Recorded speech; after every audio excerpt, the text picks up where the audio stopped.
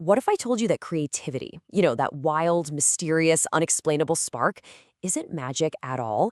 What if it actually follows a hidden code, a set of mathematical blueprints that govern everything from musical masterpieces to the evolution of life itself? Well, today, we're going to crack that code. For centuries, right, we've been taught to see this huge divide. Over here, you've got the arts, all about emotion, expression, subjectivity. And over there, you've got mathematics, cold, logical, absolute truth. But that separation, it's a complete myth. And it's a myth we're about to dismantle, piece by piece. The bridge between these two worlds is actually a pretty simple but profound idea. The great mathematician G.H. Hardy put it perfectly. He said, both disciplines are fundamentally about one thing, making patterns. One uses notes and colors, the other uses numbers and shapes. But really, at their core, they're both searching for a kind of beautiful, elegant truth. So let's explore our very first mathematical blueprint for creativity, the strange and kind of powerful world of prime numbers. Our story starts in one of the darkest places you can imagine. The year is 1941, and the French composer Olivier Messiaen is a prisoner of war. In the bitter cold of this camp, with nothing but a rickety old piano and 3 other musician inmates, he decides he's going to compose a masterpiece. The piece is called Quartet for the End of Time. And to get that feeling across, Messiaen used this brilliant mathematical trick. The piano part has 2 cycles that repeat over and over, a rhythm made of 17 notes and a harmony of 29 chords. Now here's the kicker. Because 17 and 29 are both prime numbers, the 2 patterns are always out of sync. They never quite resolve together, which just dissolves your sense of time passing. It's pure mathematics used to create this incredibly profound emotion. But here's the wild part.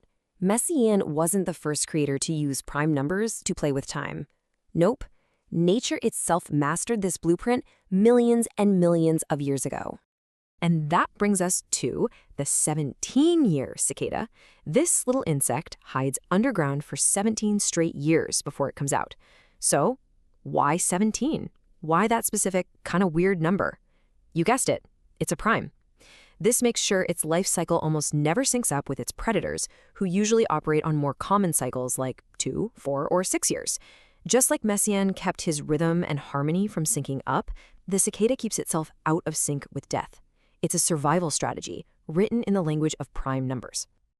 All right, so our next blueprint takes us from the rhythm of numbers to the geometry of shapes, and specifically the beautiful, complex patterns you can find hiding inside of chaos. Okay, take a look at this. This is the work of Jackson Pollock. For years, people have argued about this stuff. Is it genius, or is it just paint splattered on a canvas? Could anyone do this? Well, the answer, which came from mathematicians, not art historians, is a definite no. To understand why, we need to wrap our heads around this idea, a fractal.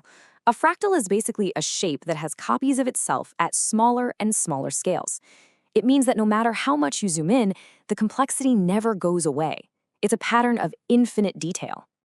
So, when mathematicians analyzed Pollock's work, what did they find? This exact quality. These paintings are not random at all. They are some of the most perfect examples of fractals ever created by a human being.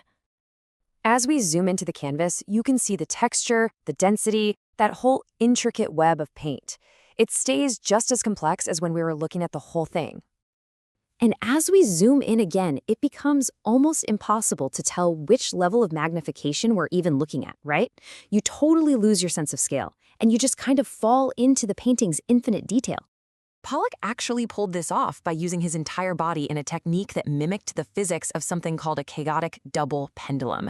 So he wasn't just splattering paint, he was intuitively channeling the mathematical blueprint of nature itself. Okay, so we've seen these specific blueprints like primes and fractals. But what about the actual act of creation? Turns out there are universal mathematical laws that govern that too. First up is the law of large numbers. Put simply, creative success is a probability game. I mean, Thomas Edison had over 1,000 patents, but we only really remember a handful. Picasso made over 20,000 works of art. Genius isn't about having one perfect idea hit you like a lightning bolt. It's about generating a massive volume of work to statistically guarantee you'll have a breakthrough. Next, there's combinatorial creativity. See, most new ideas aren't really created from scratch. They're just new combinations of old ideas. It's the mathematics of permutations. A limited set of notes or words or scientific principles can be rearranged in a nearly infinite number of ways to create something that feels totally new. And finally, we have the edge of chaos. This is that delicate balance where creativity really thrives. If you have too much order, you just get rigid repetition. Too much randomness, and you get meaningless noise. The sweet spot, where innovation really happens and all these unexpected connections are made, is right there on the border between the two. So what's the big takeaway from all this? Well, we can actually synthesize these blueprints and universal laws into a practical formula for unlocking our own creativity. So what is the formula for genius? It really comes down to 4 key things. 1. Produce more. Let that law of large numbers work in your favor. 2. Recombine. Mix old ideas together relentlessly to create new forms. 3. Embrace structure. Use constraints and blueprints, just like the prime numbers of Messiaen or the fractals of Pollock, to guide your exploration. And 4. Find the balance. You gotta live on that creative edge between chaos and order, because that's where the truly unexpected stuff emerges. Look, creativity isn't some divine gift that's just reserved for a lucky few. It's a process, it's a pattern, it's a code, it's the mathematics of the universe, hiding in plain sight. So the only question left is, what blueprint will you build with? Thanks for watching. And hey, don't forget to like, share, and subscribe for more deep dives like this one.